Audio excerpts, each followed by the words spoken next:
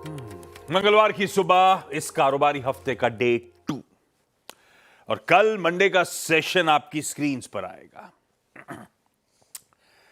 बिना बात के गोता खाया और उसके बाद दिन भर संभलने की, सुधरने की कोशिश करते रहे। ग्लोबल मूड गिफ्ट निफ्टी दिखा रहा था कि हम एक फ्लैट स्टार्ट करेंगे कल के सेशन की। शुरुआत थोड़े दबाव के साथ हुई और खुलने के साथ ही शुरुआती घंटे में प्रेशर माउंट हुआ। रीसेंट लोज के नीचे स्लिप कर गए 22,725 के जोन्स। वहां पर 205 अंकों का दबाव था। ऑलमोस्ट 1%, 0.9% उस समय भारतीय बाजार कमजोरी के साथ कामकाज कर रहे थे। और ये वो समय था जब पूरा एशिया इन ग्रीन था। जो मार्केट्स कामकाज कर रहे थे फ्लैट थे, मजबूत थे। हम पता नहीं 1% दबाव में चले गए।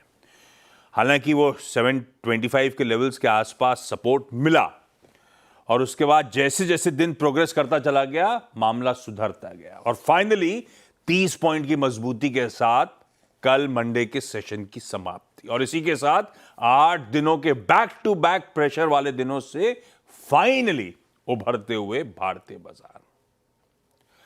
अब इसे इंप्रेसिव रिकवरी कहूं या अनड्यू प्रेशर था जिसके बाद दिन भर संभलने की कोशिश करते रहे, एनीबॉडीज गेस। खैर, घरेलू संस्थागत निवेशक थे जिन्होंने दरअसल एग्रेसिव खरीदारी करी, एफआईएस की सेलिंग से ज्यादा बाइंग करी कैश में। वो एक रीजन हो सकता है। वैसे वायदा में भी आंकड़े इंकरेजिंग है कल के सेशन के। और आज मंगल है, देखते हैं। खैर, आज मंगल के साथ साथ सेंसेक्स के वीकली कॉन्ट्रैक्ट्स की एक्सपायरी का दिन है।